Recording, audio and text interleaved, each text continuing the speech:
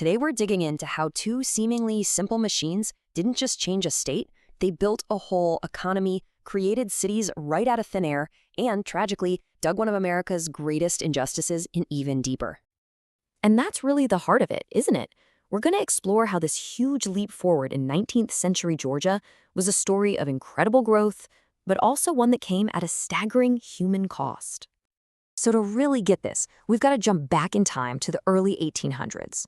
Georgia was at a crossroads, and its entire future was basically hanging on finding a new way to make money. So what was the big problem? Well, their main cash crop, tobacco, was just wrecking the soil. It was completely unsustainable. Georgia desperately needed something else. Cotton looked like a great option, but it had one huge, mind-numbing problem. And this was the bottleneck.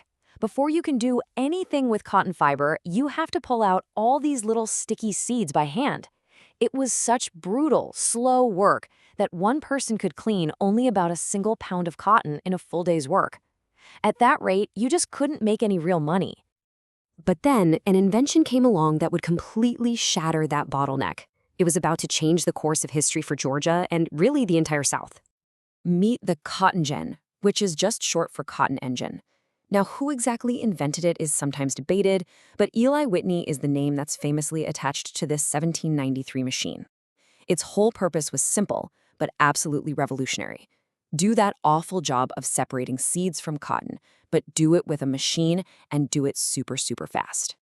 And just look at the difference here. I mean, it's staggering. You go from 1 pound a day by hand to up to 50 pounds a day with just one machine. This wasn't just a little improvement. It completely changed the game. 50 times. 50. That's a 50-fold jump in how much one person could get done. A number like that doesn't just change a business model, it changes an entire society. And that massive leap forward unleashed two powerful and really opposite forces, an incredible amount of profit and just unimaginable pain. The effect on the economy was instant. Overnight, cotton basically became a gold rush. This new profitability kicked off a mad dash west, with people scrambling for more land to grow more of it. And in a crazy short amount of time, the American South was supplying most of the world's cotton. But, and this is a huge but, there was a terrible, dark side to this boom. The entire Southern economy got dangerously hooked on this one crop. And more importantly, the same machine that made cotton so profitable created an absolutely insatiable demand for more people to plant and pick it. This dramatically expanded the South's reliance on enslaved labor and hardened its resolve to defend slavery at all costs. You know, this quote from our source material really says it all. The economic boom and the explosion of slavery weren't two separate things. They were two sides of the very same coin, tied together by this one invention. So the cotton gin solved one huge problem, but it definitely created others. And the massive success of cotton production led to a whole new challenge for the state. So now you have this new logistical nightmare. Georgia is cranking out millions of pounds of cotton, a lot of it way inland. But the roads, they're basically just dirt tracks. It's a mess. How in the world are you supposed to get all of that valuable product from the farms down to the coastal ports to sell it? Enter the railroad. This was the second game changer. It started pretty small in 1832 with a charter for a line to connect a cotton town to a river port. But from there, it just exploded. By the 1850s, train tracks were crisscrossing the state, and Georgia was leading the nation. And you can just see how all in Georgia went on this. By the middle of the century, they were blowing past every other state in the South when it came to laying down track. They completely embraced this new tech to solve their transportation problem. And get this, the railroads didn't just move stuff around, they literally built cities from nothing. Case in point, Atlanta.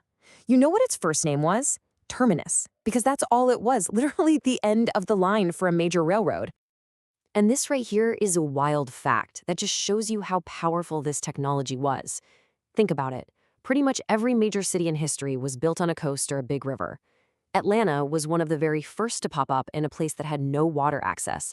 It existed purely because the railroads decided that was a strategic spot. It literally defied geography. Okay, so let's pull all of these threads together. Because these weren't two separate revolutions happening at the same time, they were totally connected, each one making the other one more powerful. It was really a 1-2 punch that completely remade Georgia. First, the cotton gin unlocked the land's potential by making cotton a real moneymaker. Then the railroad unlocked the location's potential by connecting all that inland cotton to the rest of the world. One couldn't have this massive success without the other. When you put it all together, the cotton gin and the railroad were the twin engines that powered Georgia's growth before the Civil War. They built its economy. They created its cities. But in doing that, they also locked the state into a path that was completely dependent on cotton, and therefore on the system of slavery that produced it. Which leaves us with this final, really heavy question, doesn't it? The story of Georgia in the 19th century is such a powerful reminder that progress is never simple. It almost always comes with a price. And the real question we always have to ask is, who's being forced to pay it?